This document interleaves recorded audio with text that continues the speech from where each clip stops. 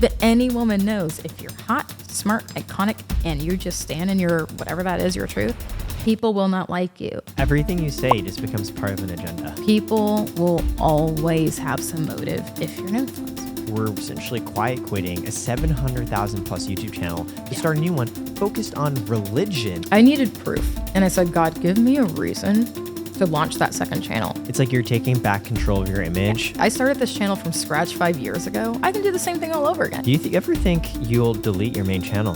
That's a good question. Kelly Stamps is quitting her YouTube channel with nearly 1 million followers and already deleted her Instagram. She blew up becoming a YouTube millionaire that even Hollywood asked for advice from, but then everyone asked something of her or attacked her.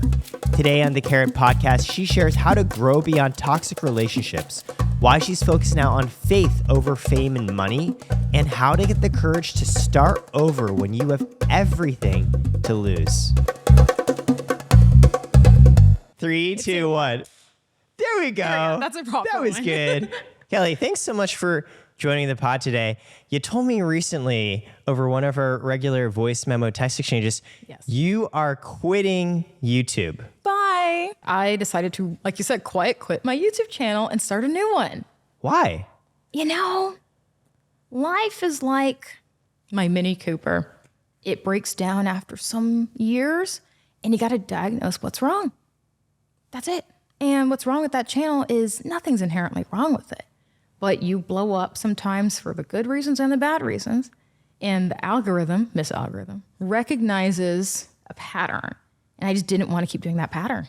Yeah, when I look at your content on your old channel, I remember when I met you, had just come off a banger year in 2020. You grew over 500,000 followers. And a lot of your videos and content actually ended up about how to grow on YouTube and how to make money. Yeah, the irony, right? It's like I was blowing up for telling people how to blow up, but I actually had a thriving and slowly growing channel before that. Kind of like what's happening with my new one now. But, you know, it's a good thing to blow up, of course, but it's kind of like a relationship.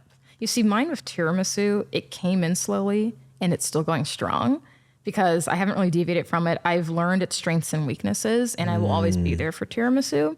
But with blowing up, it's kind of like stan culture, they call it. I think it's called, I'm getting old for this, stans.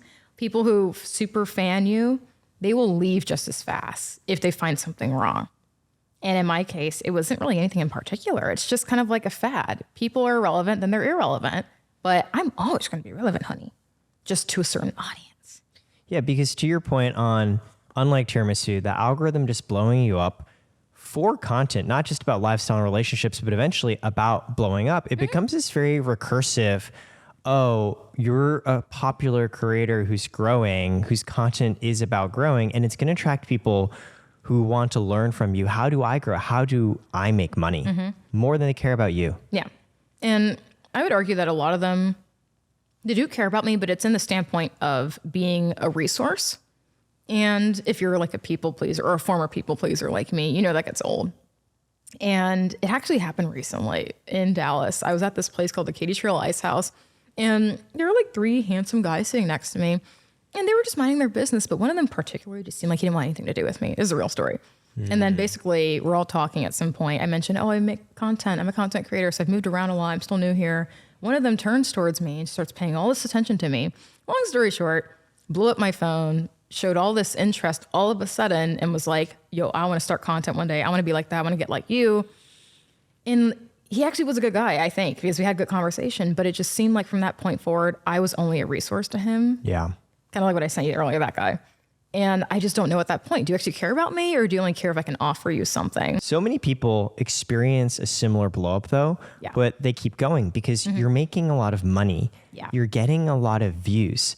And you've decided, hey, that main channel that you now have over 700,000 subscribers, you don't care about it anymore. What are you going to do next? Yeah. I kind of recruited the original crowd from the Kelly Stamps channel, and I said, go to Senpai Stamps. Originally, it was A second channel. Queen. Yes. Whataburger Queen. I just needed a channel on the spot one night when I was just feeling inspired. You know what? Who cares? Like, I started this channel from scratch 5 years ago. I can do the same thing all over again. Just like anybody can go back to school at any age. And if you just want to change your life, do something about it. I wanted to feel what I felt with my original audience when I was at home. They're rooting for me genuinely, and they can relate, but in a way that's realistic. Because when you blow up, and I think when you're a woman particularly, people are kind of waiting for you to screw up because it's like this weird internal thing. I don't know. It's hard to explain until you see it in the numbers. Like, yeah, it's like you're successful and either they want you to fail because otherwise it means that they see you as better than them, or they want to learn how to do it themselves. I remember you told me when you were in New Jersey recently, a woman literally drove up to you and harassed you asking, how do I find my viral video like you did? Yeah. It was disturbing because, again, just like the guy in the ice house, I don't think they realize, other people have done this to me, not the car thing, but people are always coming at me for information. Hey, we should sit down for lunch sometime and you could teach me. All I want for Christmas is for someone to just be like, Kelly Stamps, let me just buy you tiramisu and just celebrate your friendship like Eric. Or just, it was just really weird. And she just seemed angrier because I wasn't giving her a direct answer, which is kind of what led me to make that second channel. It's like, I don't want to promote the idea of my life is better. I mean, it is. Let's be real. It is. I'm comfortable. I don't have to worry about a lot of things, but that doesn't mean anything. I'd rather have a strong core audience again who I can go up to on the street and feel comfortable talking to.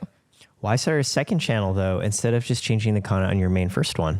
You know what? I tried rebranding it and it's actually not going terribly. I came out with a couple of videos recently where I said, look, guys, truth is the reason why I just feel disconnected, because people were commenting, honestly, some of us feel disconnected. We don't know what you're about. And I said, truth is because I blew up for talking about how to blow up. You never really knew me. The OG audience knows me. Some of y'all do know me for humor, but I had a manager involved and they were pulling a lot of the shots and telling me, talk about this, talk about that, talk about whatever issues are going on in the world. And I said, truth is, again, here's why I just feel disconnected, guys. I don't follow whatever everyone else is doing. I don't want to talk about certain stuff. And I don't like talking about current events because only one person is supposed to handle all this news that we're seeing on TikTok, in my opinion, which is God, not me. I am not a politician. I'm funny. That's it. And just the way I see the world, to somebody who's not religious is going to sound crazy. Like we sound kind of, what's the word? Schizophrenic. Like you're talking to some man upstairs who's telling you that this is not a good idea. Like, yeah, that's literally it. I feel like I will always be provided for. Like God always provides. So that's why I'm not concerned about money or anything like that. Plus I invest well. And I've seen the channel's new focus. You talk so much more about your religion. Yeah. And I remember you said in that course of deciding what to do, you even had a dream where there was a voice. Yeah, it was weird. It was very weird. I haven't had anything like that ever since, by the way. It was a dream, and usually I forget my dreams. I don't dream a lot. But this dream was a weird thing where I was in a car with my mom, and I think my dad was there too. But he was just kind of like in a restful state. And it's interesting because he's dead. So I'm like, that's weird. It's almost like he was there in the dream, kind of guiding us somewhere, but there was like a weird mist. And basically there was a voice, which I've never heard in my life. I don't hear people or see faces in dreams, but it just said it's time to rest and it's time to move on. That's it. When I woke up, I had this instant, again, it's hard to explain unless you have that spiritual connection with yourself where you feel that strong intuition. Something just said, start over. Find your people in life, not just on YouTube, but in life. And when I started talking to like some of my friends, my former friends in New York about this, the people who only came up to me because I blew up and because I was good for their channel, it's very transactional. I took part in it too, the clout chasing and just trying to like social climb. They didn't want to hear it. They didn't want to hear about it. None of them cared when I said, oh, my dad passed away. They're just like, I'm putting a damper on the mood. But the people who did call were the YouTubers, like my new friends now, who happened to all be, they just happen to be Christian. And I'm like, why is that? Because they pray with me, they sit down with me, and I don't need an audience to all pray with me.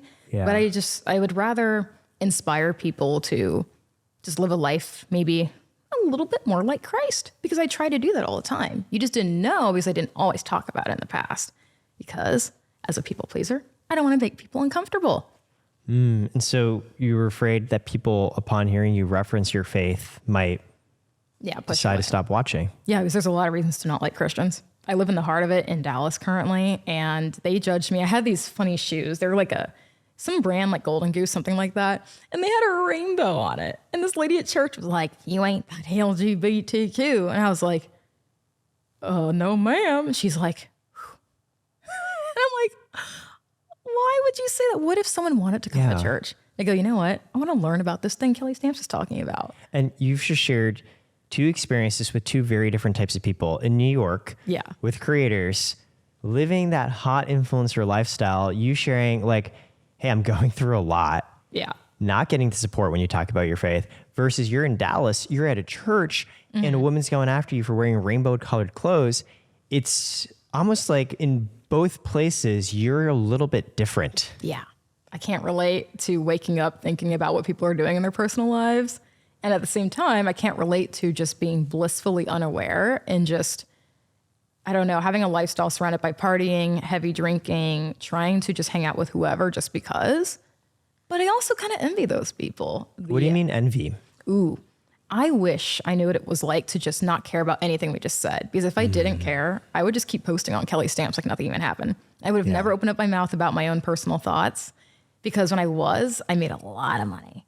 And I know exactly how to make that money, but it's the algorithm again. The algorithm isn't, Satan himself, but you have to make a choice at some point in your life. Do I, just pretend I don't care about, for example, people are really ashamed about admitting that they want love, like romantic love. But now our generation is more open, saying on TikTok and stuff, you know what? I feel lonely or I don't have friends. There's like this friendless epidemic. So it's okay to be awake, I think, like I always reference on my channel. I feel awakened enough to be open and vulnerable about this. So, but people who aren't I think that they're embarrassed maybe.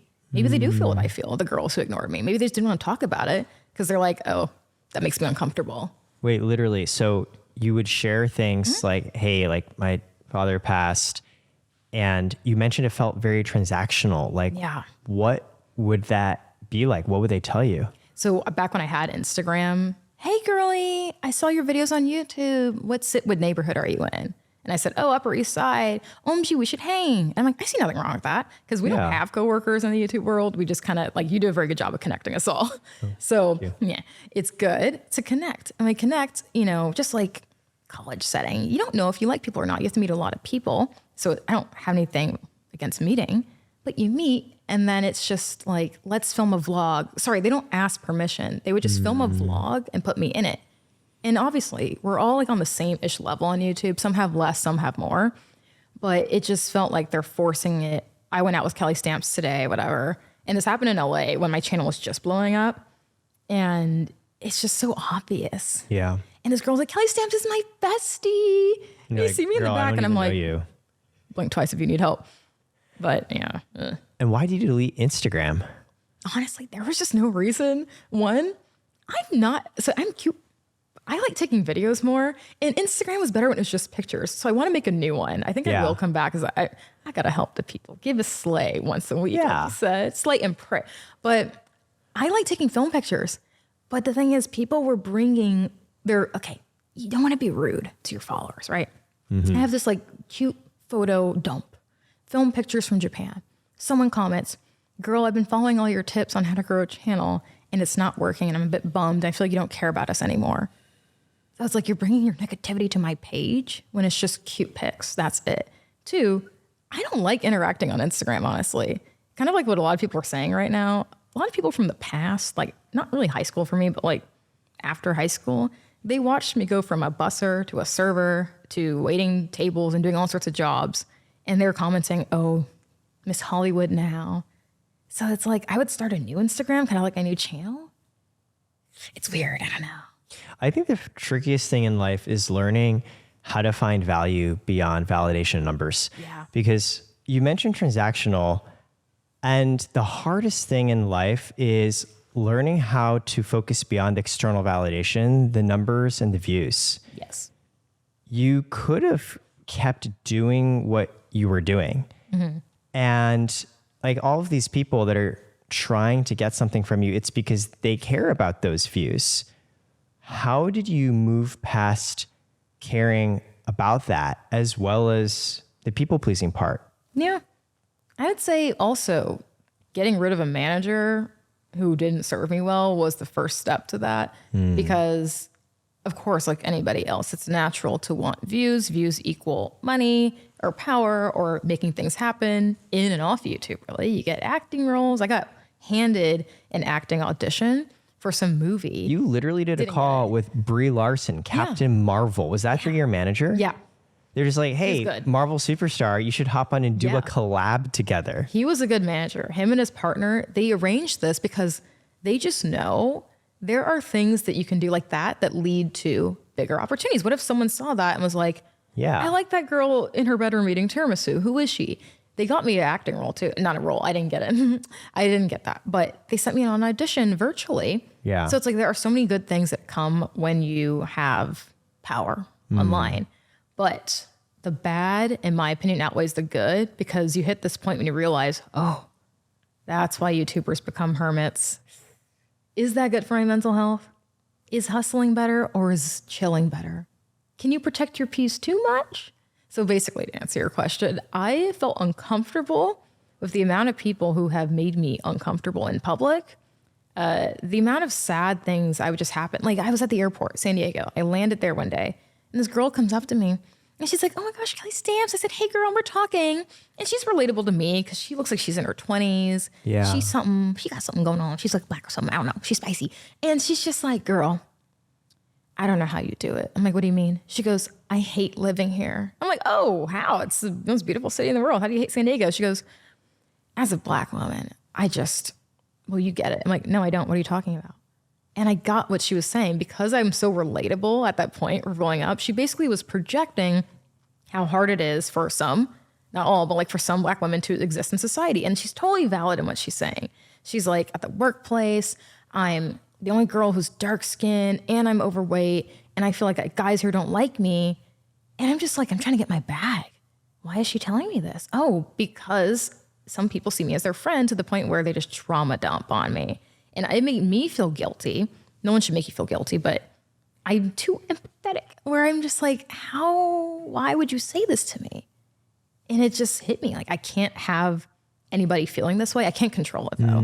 But with my new channel, the people there are in a place where they're like working or they're just realistic about any sort of relationship in their life. It just seems healthier overall. They're not doing that to me. I think of it very much as your previous channel. It's a combination of someone who's very relatable. As you said, you worked like multiple jobs as a server. You didn't come from a place of luxury and privilege. And then you're speaking openly about, you know what, I'm making it. Like I'm making $1,000 a month, $10,000 a month, $40,000 a month, almost in celebration of how much you've accomplished.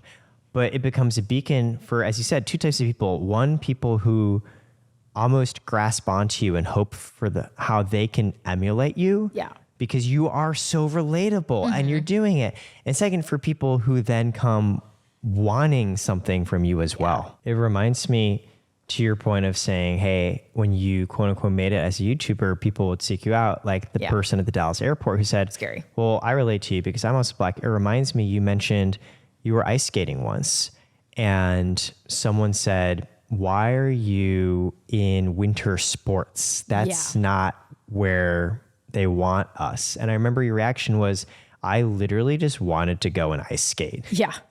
And I grew up here. So my neighborhood, mostly like where I grew up, is, I would say, Russian girls, Jewish girls, sometimes Russian Jewish girls. That's a fun combo. I'm like, shalom, sarasviti. And these girls are killing it because they're doing ballet, archery, ice skating. Some were doing fencing. These are sports that are normal for anyone in the West LA area. Like down the street here, there's a place where my coach's husband owns, and it's just an LA thing, right? So I think as you get older, you realize how isolating it is to be a black woman just growing up in what I thought was normal, which actually isn't normal because there's only so many of us in the US, first of all. That is just something I have to digest. I understand why I get comments like, why do you do snowboarding? Why are you in Bozeman, Montana? Girl, we're not there. I'm like, that's the point. It's fun. Think of it this way. What if you just show up? I don't know. Like, where do they not have Asian men? Miami. What if 10,000? I've literally never been to Miami in my life, so. There's no reason to go. It's just too hot. Like, I know one guy there, and he's Korean. He's like, I've never seen another Korean man here. And I said, do you feel uncomfortable? He's like, no. People here are actually very kind to me. I'm like, so what if we just all went to these places and just kind of enjoyed our peace, just talk to people and don't expect them to attack us? But I get attacked for even saying that. He's like, well, why are you trying to bond with the enemy? I'm like, they're not my enemy. I'm just a girl from LA who likes to ice skate. It's weird. feels so much that you're in this place where you just have things you want to talk about that are, of course, tied to who you are. And people can't help but focus on you. Yeah. And they see the size that they want to see, whether it's hot LA influencer girl, whether it's, person who's super rich, or person who is really poor, or person of color. And they attach to you and then expect things of you. Yeah.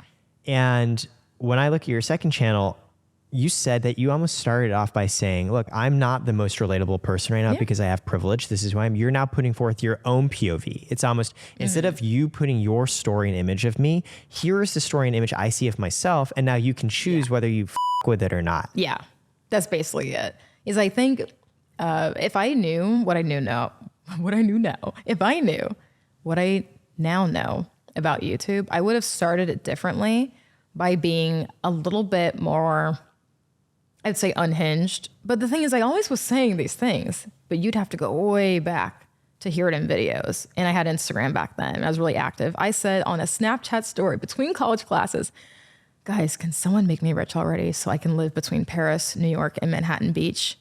I want to be iconic for a living. That's it. That's it. I've been saying this from day one. And I said, I can't wait to live a semi-private life of being kind of mysterious, floating here, floating there. And that's a totally achievable dream. Many people told me it wasn't, but look at me now. Where do I live? I don't even know where I live. Do you know where I live? I don't know. I have no idea. Hey, we're in LA right now, but you're headed to Texas. Okay, yeah. I'm in Dallas now. You're like, where am I? And despite the focus on, hey, you want to be an icon, again, you literally have chosen a path on YouTube that, at least in the short term, is going to make you less money. Yeah. Oh, you know what's funny though? Now it's picking up. It made me more money. I would get my phone, but the AdSense made more on 2 videos on Senpai Stamps than several on Kelly Stamps. The engagement on that channel, and I asked my new manager person, he said it's 11 to 12% or something like that. It's in the top percentile of people he works with who have millions. Yeah. His clients have millions of subscribers, but they only have 100 to 200 comments. Mine are getting 679 on a good video. And you talk openly about your faith. You allude to your testimony. You allude to God. Yeah. It's also just, I think there's a lot of women who are afraid of admitting that they might have like somewhat conservative views. Right. And again, this is what I said on my channel. I'm like, guys, I'm raised by super old ass Black parents. Yeah. Black people in the South are very conservative. Obviously, when you come to LA, we're moderate and chill. We're just chilling here. But I'm just like, yeah, guys, I don't know why I don't know. People are reacting so like, oh my gosh, I'm like, yeah, I like God. I live in Texas for a reason because I like certain things. I'm attracted to a certain type of friendship, like I described on Senpai Stamps. I want to be able to pray openly and not be joked at or laughed at for it. Respected. And you can live here too. It doesn't matter where you live, but I just want people to respect me the way I respect them. It doesn't go both ways ever. I remember, so I grew up in a not religious household and never went to church. In college, I was really depressed, and a friend in my sophomore year came and just like helped me feel better. And I remember asking her, like, why are you doing this? And she was like, well, my faith. I was like, oh, that's really interesting. And I'm like, you know what? I don't believe in God, but if believing in God has produced this lovely human being here in front of me, I should learn more. So I went to church, and over time I was like, okay, there clearly are points of just complete faith. Like you're never going to be able to reason your way to it.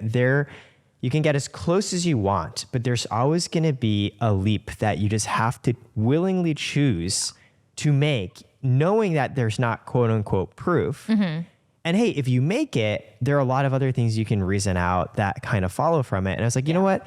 I will consciously choose to make that jump. And what I really like about how you've described your journey is very much, I know you were obviously raised Christian, right?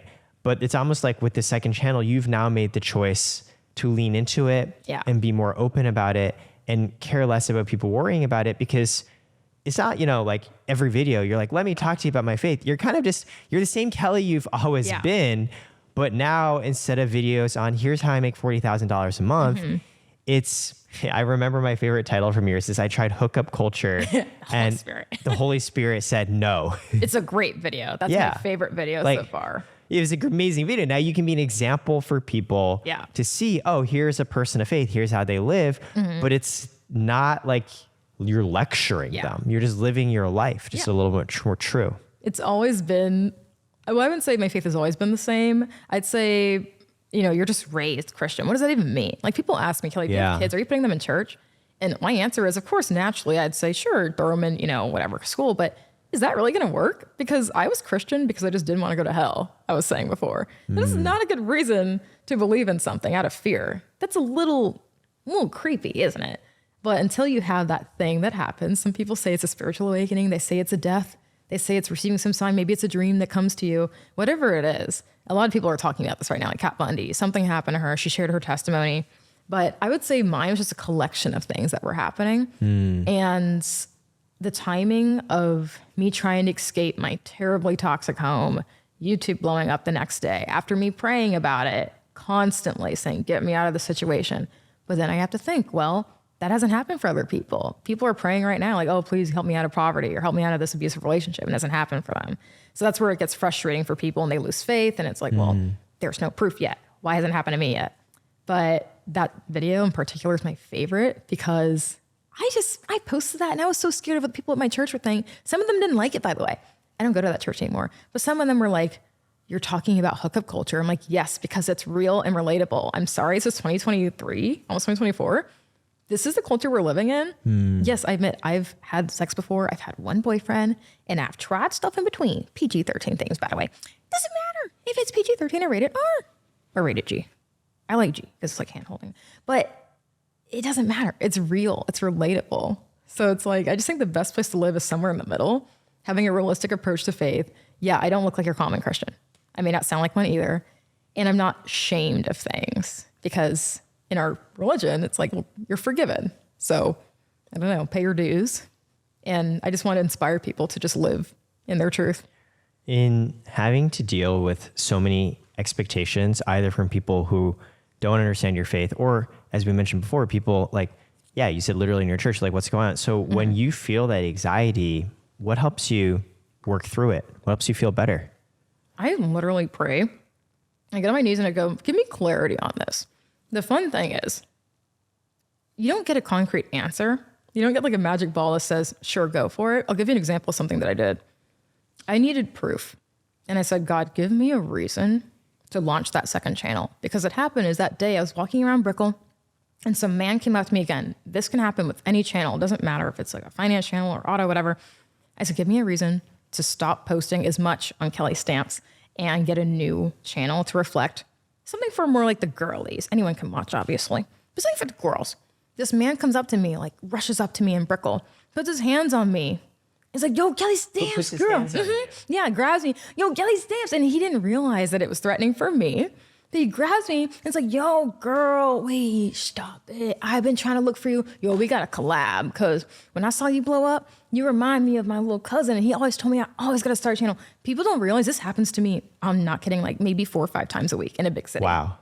So is that going to stop though? No, people are going to keep recognizing me. So that's not going to stop. But by creating a new channel and a new voice, like you said, reintroducing myself to the internet, they can know, oh wait, Kelly said she doesn't like that. And the other day, after the prayer happened, I was at Merit Coffee in Texas, and a girl comes up to me and she goes, hi, just want to say, I don't want to interrupt you, but I know you don't like to be approached or people putting their hands on you, but you inspired me to take my faith seriously again. And I just want to say how amazing it is. And I'm like, that's so interesting. Wow. And like, she didn't say the word senpai in it, but she's like, I love Japanese culture and you remind me of this thing that I saw in anime. And then that kind of inspired me to start the channel. But I just wanted proof that I can have a new audience again. That's not like that. It's like you're taking back control of your image away from just following the whims of the algorithm, which a lot of other creators end up doing. Yeah. I just wanted to know, can I find people like that in this world? What really helped the first time we ever met, so ironically, it was through Graham Stephan. Yeah. Because throwback. Right. Of the videos you had made talking about making money and making content, we talked about how sometimes it doesn't attract the right people. Yeah. You know, Graham's a really smart and good guy.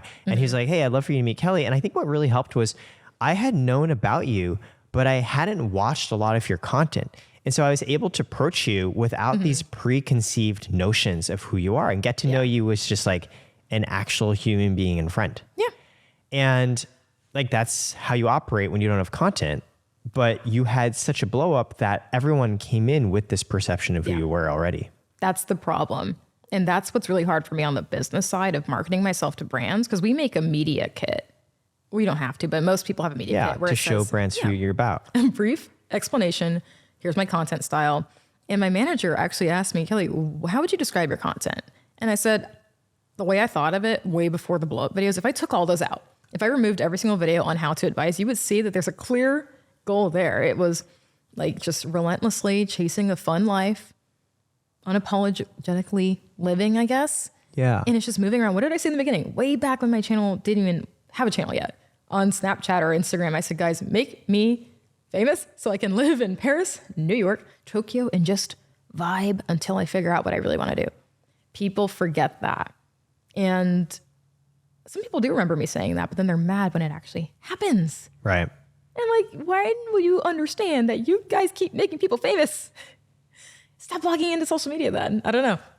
I remember like the oldest videos on your channel that are public are, just vlogs. Yeah. And I know when you were like 12 years old, your first videos were like on hotel reviews. Yes. Like for you, it's always been a lot about, I want to live a fun, enjoyable life and take you along with it. That's it. At what point did you start to make content around, oh, I'm actually getting a lot of followers really fast and I want to talk about this? Yeah. I would say my very first, there were several videos. I was wearing a Burger King crown. I don't know why, but I really liked Burger King at this point in my life. You like the chicken stars. They remind me of Beyblades. Yes. Beyblades, chicken stars. And I took that crown and I put it on my head and I just was feeling silly again. People always forget this about me, but I'm like, I've been like really just weird, not weird, but weird and quirky. Pick me. Not like that. You know, I've been just myself since day one. Yeah. And I just like was in the closet and I stumbled, I kicked it open and I'm like, I'm gonna show you guys how much money I make now on YouTube. And I thought that was a lot. I thought it was wild that I made $1,300 in a month because that is a lot of money from like producing as more a student. More than like 99% of people on YouTube. Yeah. And most people in the country, what's the average? In Texas, the average income together is like $55,000. Yeah, so you're basically there. Plus you had been working manual jobs. Yeah. I couldn't wait to quit that job. I walked in there, I was like, bye. But were you a server? Yeah. So well, I did it was a true food kitchen. So I was a server, a busser, and a host. You swap every day. So you walk in. Yeah. And what do you tell them? Oh, so I walked in. Where's my check? Where's my check? And I go to the back. They give me my check. I just don't show up again. That's it. I don't remember actually giving a notice. I think it was a nice day. I would always quit jobs though, because I'm like, the sun's out. I'm gonna quit my job. My hair looks good. Let me quit. I don't have an issue with maintaining jobs. It's just that they didn't interest me. You didn't want to. No, it's not going to get me to the house in Paris. What will is it's a means to an end. But yeah, so that's how I made those videos. I went home one day with a Burger King crown and I talked about my first paycheck and I said, this is exciting for me because I always had this dream, guys. I knew I was going to get to that New York, LA, weird city lifestyle. And now that it's here, let me talk to you about it. But again, I think it's that same, I'm going to butcher the French word, the same je ne quoi, that you're willing to just leave jobs you don't like. Mm-hmm. It's the same reason why you were essentially quiet quitting a 700,000 plus YouTube channel to start a new one focused on religion instead of money. And yet now it's actually doing as well, if not better, in engagement and AdSense, which is like insane. Most people I would be very scared of making a change and pivot. It's only scary if you allow yourself to be run by fear. And I prayed over it. And again, what really made me want to do it is seeing the change in the way that people come up to me. Again, weird guys can still run up to me and grab my arm. People can still stop on the street. But because that blow up has kind of died down a little bit, now girls are coming up to me, people who I would identify with. Your actual audience. They're coming up to me all the time in Dallas. And that's a lot. And I like that I'm focused on staying put in the South because it's also just, I think it's just easier for an audience to stay watching you. 'Cause we're in the same time zone and everything. But they come up to me and they're like, just so you know, I went to Italy. I got tiramisu today. My mom and dad were watching tiramisu. You. Yeah, and it's more friendly, I feel like, for the whole family to watch, even minus the hookup video. Maybe save that for your kids when they turn 18. But with the other channel on how to blow up and stuff, part of it makes me feel bad because I was telling my hairstylist earlier, she's like, I'm trying to do the content stuff. She's on her TikTok now. But she's like, to do YouTube, TikTok, and everything? Girl, you have to have a lot of time. That's something that is a luxury. And everyone can do that. So I felt bad because they're getting mad at me, attacking me on Instagram. I want your life. I'm mad because I can't do it. And like, how'd you do it? It's not fair because we all have jobs, Kelly. Right. I'm like, So you had a job too. You were literally a server and host. and honestly, living at home was a job. I had to deal with being in a toxic household by choice because I knew I can't pay rent, work 3 jobs, and do this and expect the same results. So, Wow. What do you mean by toxic? oh yeah, never having my feelings acknowledged, which is, I feel like, oh, people say you can get over that. No, I mean, I just ask for a simple apology. Can you acknowledge that you've hurt me, parent? No, I'm the adult. You're the child. I'm like, okay, yes, we know that. But I'm like, okay, I'm almost 30 now. Can you acknowledge? No, they don't. Not in their lifestyle. And therapy is laughed at. Girl, that's for white people. Oh, you're acting like your little white friends because I said I have anxiety due to this. So I technically did pay in many ways. I paid rent living at home because I knew I had to stay in a toxic home. Unfortunately, I wouldn't recommend that. But if I moved out sooner prematurely, I wouldn't be sitting here right now probably. It's all about timing. I had to milk good lighting. Being rent, actually, I was paying rent. That's also why I'm like, if I'm an adult mother, I mean, a mother of an adult child, I wouldn't charge my kids rent. I wouldn't. Because in this economy, I'm like, no, stay as long as you need. I thought I was going to get the money back at one point for like a down payment. No, it's gone. Honestly, I am not black, shockingly. What? I know, right? That's the big revelation. That's the thumbnail. Eric says he's not black. But a lot of what you're describing, I actually felt on my side growing up Asian, actually. Yeah. Oh, no, they're toxic together. I remember the very specific moments too, where I went to my parents and asked for acknowledgement. Like, hey, I'm not saying I'm perfect, but there are a lot of things in how I was raised, which really came down, I think, to control. Like, here's the right way to live your life. Coming, I know, from a place of good intentions and love, but it manifested as this is how you need to live your life, and you don't do it, we will make you feel really bad if you don't do what we expect. I remember expressing that, and my mom was just like, yeah, I'm so sorry. And like, we screwed up. And I remember like, well, I wasn't expecting that. And I feel better. In some ways, I feel a little bit worse because I'm like, wow, even my mom saying that doesn't make me feel good. But then I remember I went to my dad and he just could not. It was like he wasn't even able to acknowledge it, not because he was like being intentionally mean. He just like couldn't even understand what I was asking for.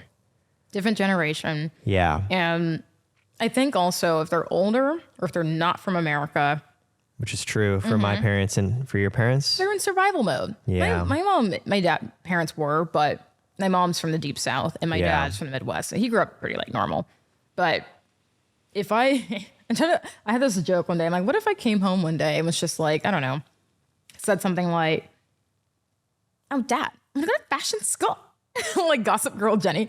They'd be like, yeah, try that again. So it's not that we don't have necessarily the same privileges as other people. I would say it comes down to parenting. It doesn't matter your skin color. It's just simply acknowledging your adult children deserve respect. Yeah. Just because you birthed someone doesn't mean that they can't come to you. Yeah. Mine was like, I put you in school. Wow. I gave you lessons in ice skating. I fed you. I bathed you. You know, like, you know what that sounds like? The law. You have to do that when you have a kid. Not the ice skating part, but I'm like, Yeah. I fed you. I took you in school. I'm like, so don't have kids then. I'm like, look, don't get me wrong. I'm super with you. You know? It's like, these are responsibilities you choose to take if you have a kid. It's not like, oh, I have a kid and I'm doing this and the kid automatically needs to be grateful. It's like, if you don't want to do those things, that's fine. But then don't have a kid in the first place. It's like people end up in nursing homes and they wonder why. Yeah. And I think my mom does love me. It's just, it's going to take a big intervention is my point. Like, we need an audience to witness it because people wouldn't believe how toxic it is. But according to my channel, when I do post about this every now and then, it's really relatable. And I'm like, that's sad that so many adult people Have gone through trauma. Yeah. And it all just has to do with generational stuff. So yeah, maybe I don't really anticipate talking about it on my new channel, but I might at some point because it's, again, realistic. It goes against the Christian thing too, because what I notice in church and in Dallas overall, you have to, kind of like a mom, you have to honor your family no matter what. I'm like, honor no matter thy parents. What, no matter what, like some people believe divorce should be illegal. And I'm like, but what if they hit you? You know, the Bible, we can reference for a lot of these things, but there's not exactly a part where it talks about toxic parents. It does. There are a few verses where it says, you know, if they basically like remove you from that place of peace, yes, but it's hard. So how do you find confidence in your interpretation and your faith, knowing that there are many who are also Christian who will say, well, the Bible says this, and what you're doing, Kelly, doesn't follow that? Yeah. I'd say my first step, which I actually mentioned on a recent video, which I was editing, was realizing that I'm not good enough for a lot of Christians. I'm not. Like, even if I showed up wearing just like a completely covered outfit and shoes, whatever, they would still find something wrong to criticize.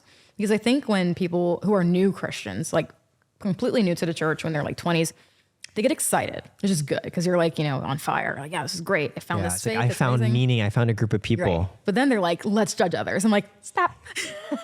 And this happened like so many times with me where someone starts nitpicking things. And I'm like, I get that you're excited because they want to save others. Kind of like how I feel like some people on like the far left spectrum are like, I'm excited. I want to help you understand this point of view. But I think with the people, again, in the church, it's like, let me judge other people now.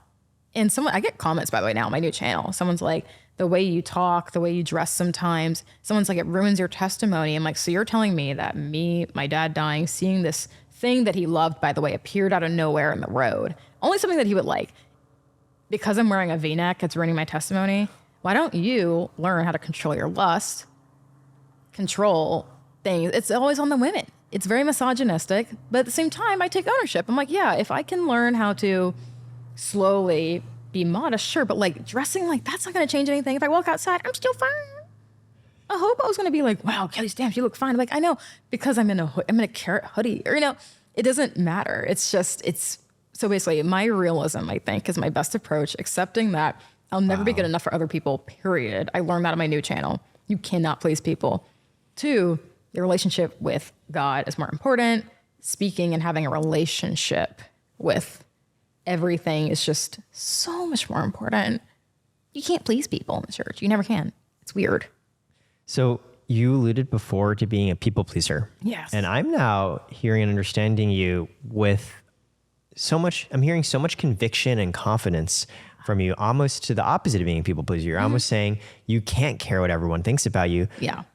So 2 questions. 1, when did you realize and notice these people-pleasing tendencies in you? Like, where did that come from? And second is like, how did you begin to move past that? Or how are you trying to move past that now? I think I've just always been a very reliable person, which is good and bad. And you see now why the blow-up videos blew up. People would come up to me on the street. This still happens, but not so often. They come up to me, teach me how to do this. And I go, okay, I got 5 minutes. Why not? Oh, I got 10 minutes. Whatever. I would be on the ice rink as a kid and I just do a little twirl, and I'm not that good at ice skating, to be honest, compared to like the Russians. But for this zip code, I'm as good as we get. You know, I'm pretty good for like LA. And the moms would be like, here's $100. Can you just teach my kid how to do with that thing you did? And I'm like, it's $100. Get my nails done, sure. And then it became more and more. And then next thing you know, they're like, are you a babysitter? And I just had this problem with saying no, because I'm like, I can handle it. I can do anything. But then I think about my friends who are doing the same thing as me. They're living the same life. They go to bed at the same time. They have the same workload. They just say no. I'm like, how are they so comfortable saying no? Because they have boundaries. And I think probably because of my upbringing, my boundaries are walked all over. I wasn't allowed to say no. You can't criticize. I can't ask, who for an apology, because she'll be like, no. Why do I have to apologize to you? Why, you're so ungrateful? I'm like, I didn't ask to be born. I'm glad I'm here. I'm like, sorry.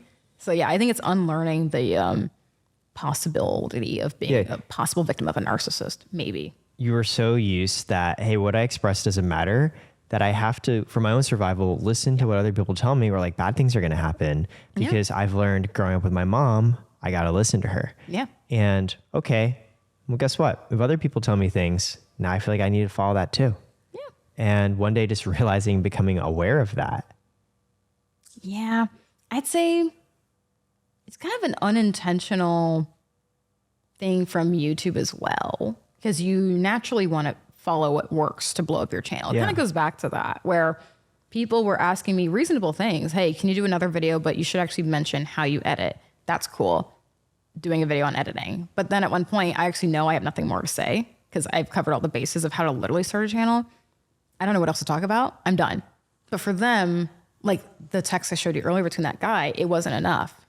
This guy who pretended to be like, Yeah, you met a guy who initially seemed very lovely and then was like, help me start a channel. yeah. And I'm like, oh, I just got friend zoned and clout zoned. That's never Yeah, happened in because my you, life. from what you mentioned, you're like, oh, I think you're attractive. You're interested. And he's like, let's be friends and help me grow YouTube. Yeah. I didn't tell him actually that he was attractive, but duh. And he's talking about his faith. And I'm like, wow. And then it turns out he's just like the rest, being worldly and about the flesh and the greed. And I'm like, well, another one bites the dust. But yeah, anyway, he hit me up with paragraphs being like, actually, I know a lot of future millionaires in Dallas, so don't think I'm trying to get at you. So he's already assuming that I'm a millionaire. Isn't that weird that he said that? I know a lot of millionaires already. It's like, it's just better to just be like, you know what, you're right. Sorry. Like, Yeah, you're like, I can't engage because if you follow people-pleasing tendencies as a popular YouTuber, you now have hundreds of thousands of people putting their wishes on you and saying, I need your help to do this, which I think would drive me insane. oh yeah, it drove me nuts. And I was afraid, kind of like you said, not only afraid to start a new audience, but I was afraid to even call it out. And when I did have Instagram at one point, Instagram wasn't the issue, by the way. Instagram, I just deleted because I just didn't feel like it, like posting there anymore. And I'm like, I like TikTok because you can really find your audience and grow it. And it's growing. People follow me as I hashtag like Dallas lifestyle, hashtag Edoy, hashtag this. And they're following It's very me. focused on the content you do. Definitely. And they like stuff that I do. I'm like, okay, here's a day in life as someone who just hangs out by herself in Dallas. I went to the stockyards, went to Billy Bob's, went to a gun range. They're like, oh, that's cool. And then they tell their friends, wait, we should go do this. So I'm finding people who like what I do. Instagram, it's hard. But anyway, on Instagram, people were commenting like, you know, just complaining about these things. You don't talk about this anymore. You know what the worst part is though, as a creator, when you start off just minding your business, they attach to the idea of you. Like I said, they go, you're not being personal anymore. You used to talk so much about your life. I'm like, do you know why? It's because you nitpick and pull things apart. And then you make us feel anxious because we're like, well, what do we share then? You talk about your relationship. They prey on it, like downfall. I mean, like, oh, the gossip on the page, like underneath your channel, like, oh, I bet this is going to fall apart. Then you're like, wait, looking at your partner, like, I don't know. It doesn't happen to me, but I see it on my friends' channels. Yeah, you like begin to question. You begin to doubt. You doubt everything you do. And then, you know, I did talk about my faith a few times. People got really upset. So that's why I stopped talking about it. I mentioned What would they say? Would they be like, oh, she's a Jesus freak now? And someone was like, you believe in a man in the sky. It's just all very expected comments. Yeah. But I'm like, I thought it was pretty normal. I don't know. Because again, my mindset is like, if I can watch an atheist YouTuber, I don't care. It doesn't affect me personally. I have friends who are like, we just exist. I don't know. But I think again with YouTube, they latch to the idea of you and they will watch you as if you're their friend. But I'm like, my friends don't reflect my views. My closest friend, she's like, I don't know what she is. I don't know. She doesn't even know. But we just have such different opinions, but we respect each other and we talk every single day. and so now that you've gone through a lot of these different changes, how have you found friends? Recently, actually, I haven't made new friends. I've just focused on the ones I've had who supported me throughout the changes and those who understand what it's like to be judged. Ironically, one of them is not Christian, but they're like agnostic, whatever. They're kind of questioning their sexuality too. Do I know what that's like? No, I'm like, but that person knows what it's like to be judged by others. Yeah. Because, you know, their family didn't like them talking about it. And I'm like, you know, we have totally different opinions on the world, but you know what it's like. And my other friends now are people on YouTube who are actually outwardly Christian on their channels. And they're like, yeah, I made the same switch or whatever. So I just have less friends now. And people excuse themselves out. That's actually what they do. No one's ever been like, I hate you now because of what you know. They just excuse themselves. Yeah, it kind of reminds me, again, the video title you had was, I'm not a millionaire anymore, but I do sure feel rich. Oh, yeah. It's like, hey, I might not have as many friends, but I feel great because of the ones I have. I got so sick and tired. Like I was talking to, I was hanging out at the time. Who are they? Wait, it'll come back to me. Anyway, they're basically telling me after some point when you're on YouTube, you can't make new friends because obviously there's paranoia of like, oh, you want to use me or not, whatever. But it's real. You can't make new friends, unfortunately. I saw with the multiple paragraphs guy at the Ice House, people will always have some motive if you're an influencer. So I try to hide it. But it's like, well, why hide it? It's my life. I still think it's crazy that we were talking earlier and you said even you touching on your faith, there are people who literally think you're doing it as like a money grab. Did you not see the title of the video? I'm not a millionaire anymore, but I sure feel rich. Starting over. I've been inching, and you could tell in one of my earlier videos, I'm like uncomfortable talking about it on my main channel. I'm like, hey guys, I'm starting a new one. And you know, I'm like this. So you can tell when I'm anxious. I go, I'm having a hard time. You make less money when you do what I do, and you lose people. And it's easier said than done. It's kind of like in life. You're like, oh, I've changed. I'm out of college and I'm not into partying anymore. I just want a quiet life, whatever. Let me find new people. You see the change, but when you see it in numbers, it just proves everything. Talk about my faith, lose 1,000 subscribers. Wow. Lose them. I could get my phone and show you. Like people are just, I'll put it up. We could put it right here. I just keep losing people. And you read the comments. You could type in the word Jesus or faith or Christian. You can actually see comments by searching the keyword. They're all saying, now she's all about that Jesus stuff. I was on a date in Dallas and this guy was like, yo, I looked you up online. There's all this cool stuff about you. And then he's like, you have a dedicated Reddit page. I'm like, he said there's all these people just being angry about the fact that you're mentioning God all of a sudden. And he's like, I understand. I went through the same thing.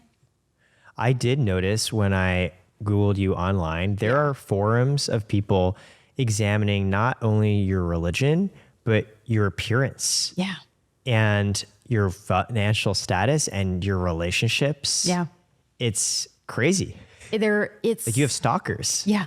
And the thing is, the worst part is, even though I've never actually looked this up myself, by the way, having a date tell me, and of course my friends tell me, you know, if I ask them, like, just so you know, make sure there's no like naked pictures of me or anything like that. Like, yeah. Oh, just do a little flip for me. And they tell me they're obsessed with trying to tear me down, but it's only like, I don't know how to describe it. It only happens to people like me online where you're just so much of a resource. You're so happy. You're too available for people. Because you're relatable. They can be like, that could have been me. It could have been me. And it's not. Yeah. So. No, I'm not kidding. My other manager that I had, we had to like send like almost like a cease and desist to multiple people. There were people making websites with my name on it and stuff. And there's still a stalker dude who makes like multiple videos about me. It's really weird. Like, we just keep getting them taken down. Super creepy. No, it's creepy and eerie for me because other people think it's okay. Like obviously, oh, just write mean things about people online, whatever. They're not real people. That's the thing. They wonder why I turned, you know, kind of like all of a sudden or whatever. I'm like, no, I didn't turn bitchy. It's a defense mechanism. No, I'm not going to be as nice anymore because the old people have proven to me, you actually don't like me. You like when I provide you with a service, when I stop talking about how to grow a channel and stop showing you the life that you could want, you turn. They ran best dressed off the internet doing the same thing. The same thing. And I met her in person. She's not a mean person. She struck exactly what I'm talking about. She's pretty. They were waiting. They're like, okay, just wait. Boom. That's it. It's like, done. Now we're going to cancel you. Yeah. And now they're like, oh, where'd she go? She's sick of y'all because you guys bullied these people off the internet. It happened to every single creator I know. Every single one. Especially, I've noticed female creators get so much more personalized hate. And if you're double whammy, female and Asian or black, I don't know why, just those two in particular. You talk about money. If it's a man, go, dude, you're such a stud. That's awesome. If a woman, how dare you? And in my experience, particularly growing up in LA, this is a whole different tangent. So you have to cut me here if I go on too long. But I had a horror story where I basically reconnected with this girl in a different part of California, like in Orange County. And she asked me to meet her for lunch after not hanging out for years. I didn't think anything of it because, again, I'm just aloof. I thought that people really wanted what's best for me. I mean, I knew I was iconic, but like I didn't know that people were going to hate me like that. But I did at the same time. But basically, this girl sees me for lunch. She put me on the spot and was like, you're paying. And I'm like, why would I be paying? She goes, well, you're obviously big on YouTube now. This is a real story. The entitlement. Yeah. And I'm not going to say what she looked like. Sure. But I will. But I won't. She looked very stereotypical of a certain group of people who get mad all the time. And she basically went on a rant and was like, you're what's wrong with this country. I'm like, how? She goes, capitalism. Eat the rich.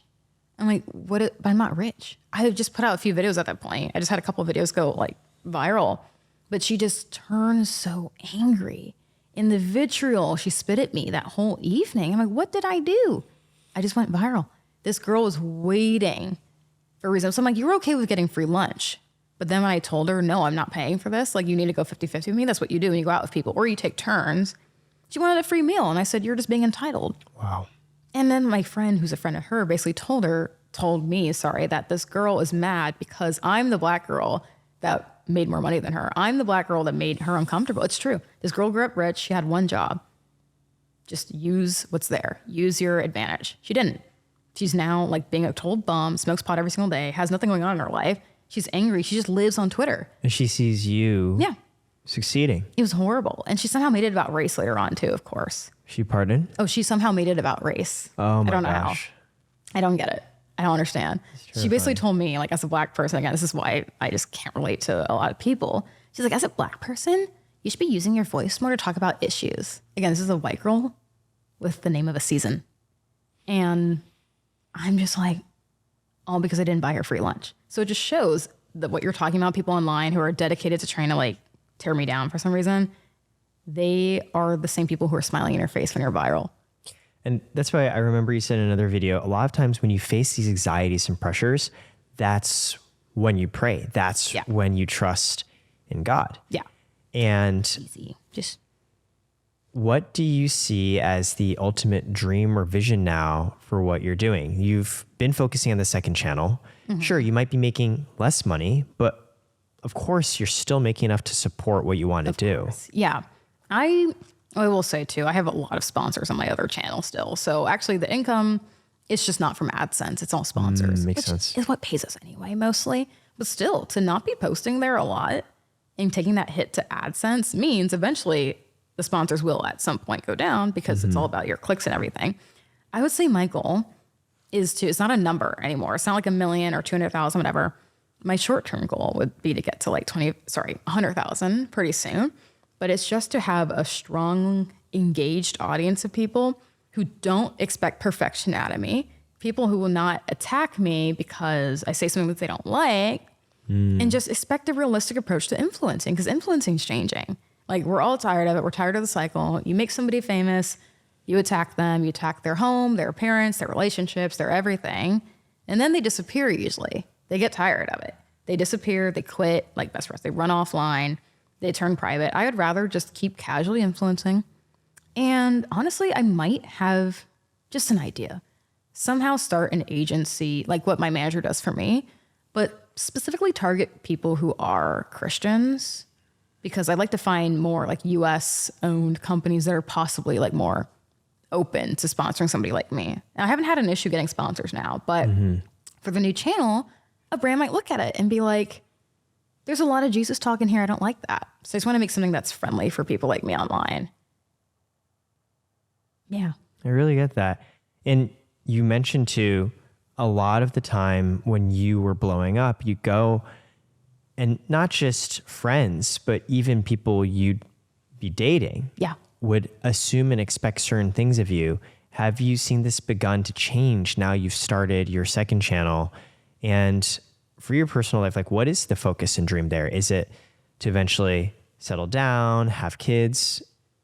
I like to be mysterious. I like it. Not really that as a cliffhanger, but I will say, generally speaking, I will never let my audience know ever again if I'm in a relationship ever again or anything, which is funny though, because I've actually never been in a relationship on YouTube. But this is a whole different sidebar. Because of people assuming things about me, because they have the idea of me, there's this, like, apparently, again, as my friend Googles for me, apparently there's a lot of men, particularly angry men, who are like, I bet Kelly only dates white guys.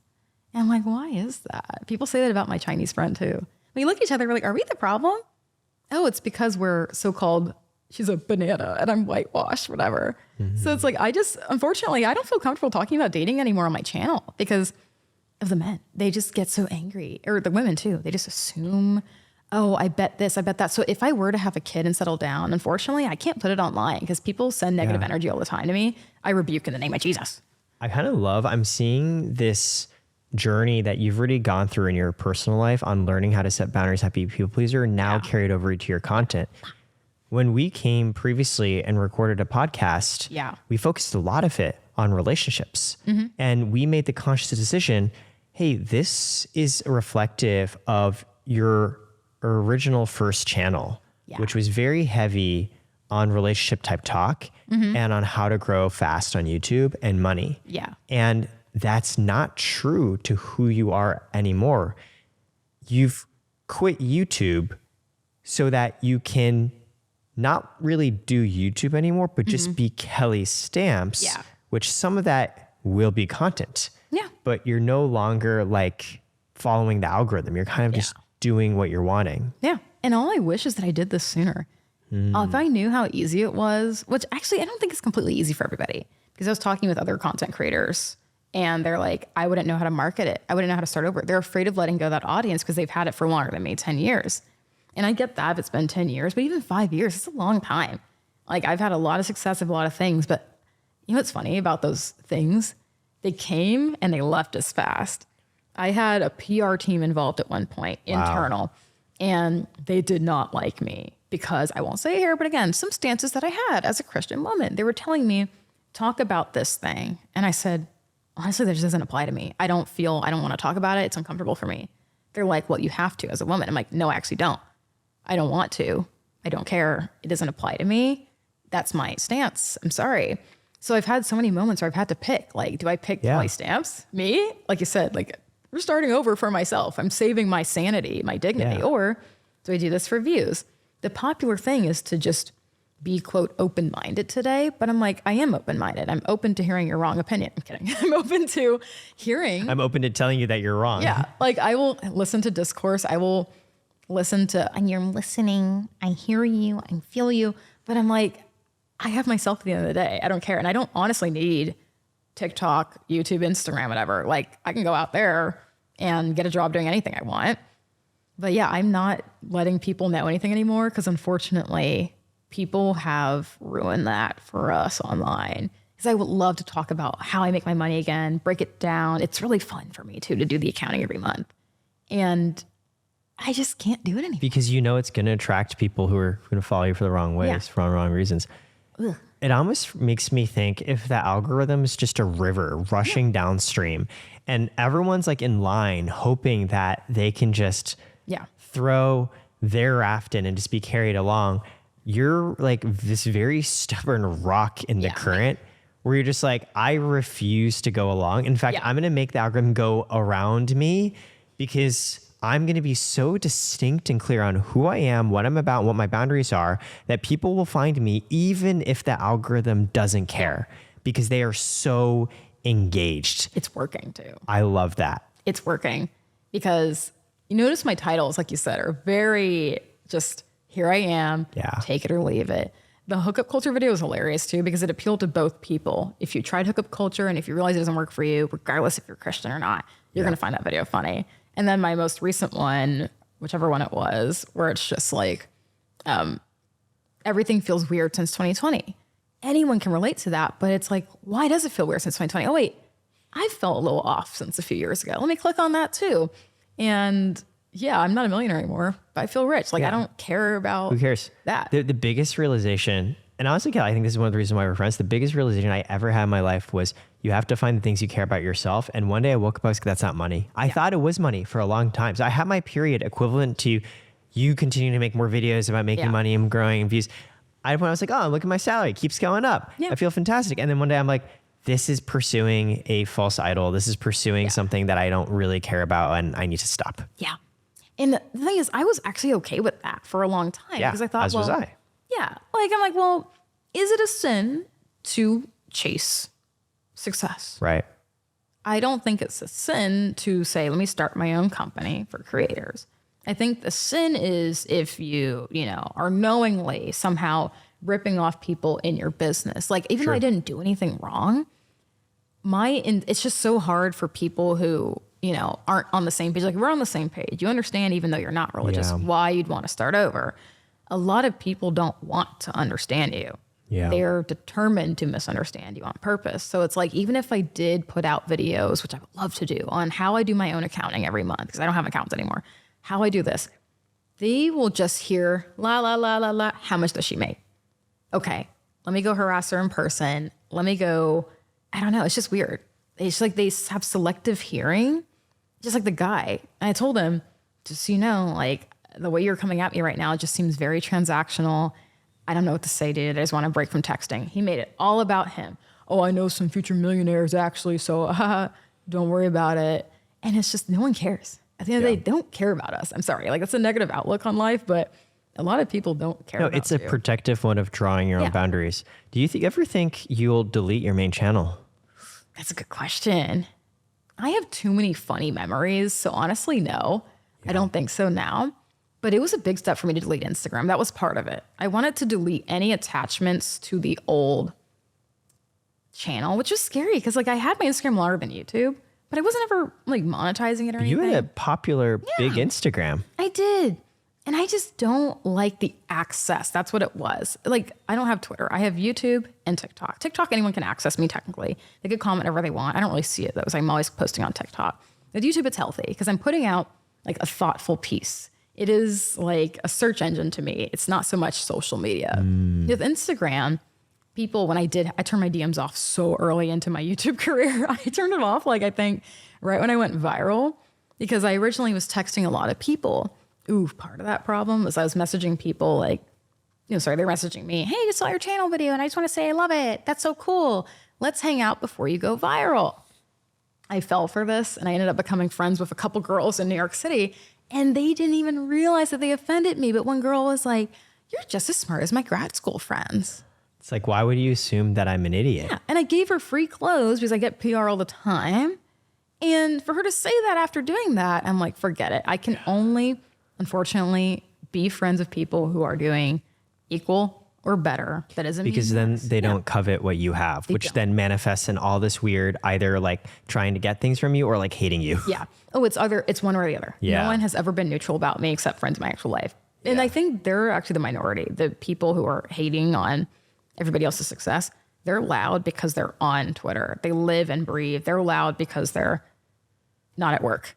Yeah. People like men, for example, men who have money or success or determination to do something, they're not up in women's business. Right. Fighting us about what we should wear or hair and like how we go about dating. Like some of the girls who are busy, they're not criticizing men 24/7. And I'm very much like, I still love men on my channel. And I got attacked for that. Everything you say just becomes part of an agenda. Yeah, everything.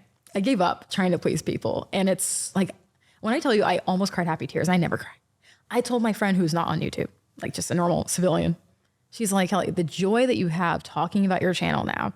I sit there at coffee shops for like minutes and I try to actually respond to comments again. And I can because they're healthy. Yeah, they like you. They like me. And I don't expect them to love me as a person, obviously, but they like me. And it's so sad because people will want to act like I'm being delusional about this. Like, Kelly, people aren't hating on you that much. I'm like, I have never, by the way, I Googled my name once in 2018. I'll never do that again. I Googled my name that one time, way before I even had real clout yet. Hate. And I'm like, if that was back then, imagine now. And I have like a little antenna where I pick up on right? That's my graceful way of saying I can feel things. I feel negativity from one channel and not the other. And I feel negativity on certain videos without even checking the analytics. You just know. I just know. It's a sense. I just feel it. I'm like, they're like hate watching you. They are. And the thing is though, in person, no one will ever say anything to me. Yeah. There was one girl I could tell was a hate watcher though. She works at a place near me. And I went there the other day. And she wasn't like hate watching. It's just she's the type of person who's watching me as an object. And taking my order at this restaurant, she's like, so I like heard. I'm like, I look at her like this, like, I like heard. She says this thing to me as she's ordering. She doesn't care about my order. I'm telling her I'm allergic to this nut. This is what I want. Thank you. She goes, so I heard that you came out with some video and were you on the Daily Wire or something? And I'm like, that would be sick. What are you talking about? It's not on the Daily Wire. And no, why would that would like be a lot for my brand. I would chill. She goes, oh, I just heard. And I'm sitting here like, you are being a follower, my friend. Now, obviously, some people are just it's like the TMZ effect. I'm sitting here like, why would you think that I'm on the Daily Wire? But I'm just like, what made you think that? Just gossip.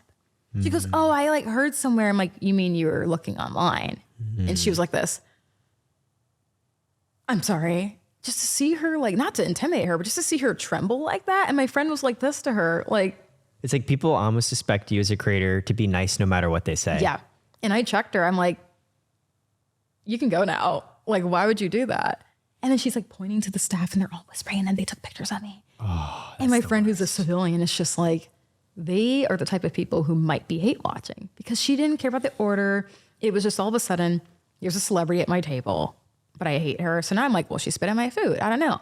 And she came and then she was a little bit better later on. But she's like, do you have any advice for me on like how to grow? Because the guy back there, he wants to start a channel, but he's too nervous to ask. And it's just this weird thing where I'm like, do you realize I'm a human? I would just never, it's just awkward. It's awkward. I think if I didn't have as much faith and like intuition and just in general, if I didn't care so much about stuff, I would let this roll off my back. Some people love fame. My last question for you is your second channel, you originally called it What a Burger Queen. Amazing name, by the way. Now it's Senpai Stamps. Why the change? Why Senpai? Right. So Whataburger is good, but kind of like with accidentally latching onto a niche. One day I'm going to get tired of Whataburger. I don't think I will, but one day You could, just like you got tired of Burger King. Exactly. And I got tired of uploading videos on how to upload videos. So I thought, what's just a name that still has my name in it that will last the length of time, like last through maybe 10 years of uploading. Senpai in like the whole anime and like Japanese culture, whatever. People think it means crush. No, it's like true. master. It's like kind of like Professor Stamps. Right. You see an older classmate, Senpai, like how you doing? Whatever. So I thought, well, how do I assert myself as this ascended version? And I had a comment on my channel where someone said, this channel is just so much more robust. It is just out there. I like how you're here. This is who I am. The people commenting can align with it. So I'm like, how do we all evolve together? You're no longer a student. You're a grasshopper. It just sounds classier. I'm like, grasshoppers. And avoids that whole, I am so relatable that you can come and talk about me to my face because I'm your senpai. Yeah, respect, please. It's like, you too can be a senpai in your own life. Here, we're just learning grasshoppers, but it's just, I don't know. I just thought it was funny and I like Japanese words. But yeah, they're so respectful on my new channel. And obviously I expect some people to still come and be haters. But you know what's funny? When the haters come to that channano, boom, the people downvoted. And then they backpedal. Yeah, they're like, oh, actually what I meant. Like, oh, sorry. Some girl was like, sis, like I see that you're gaining weight.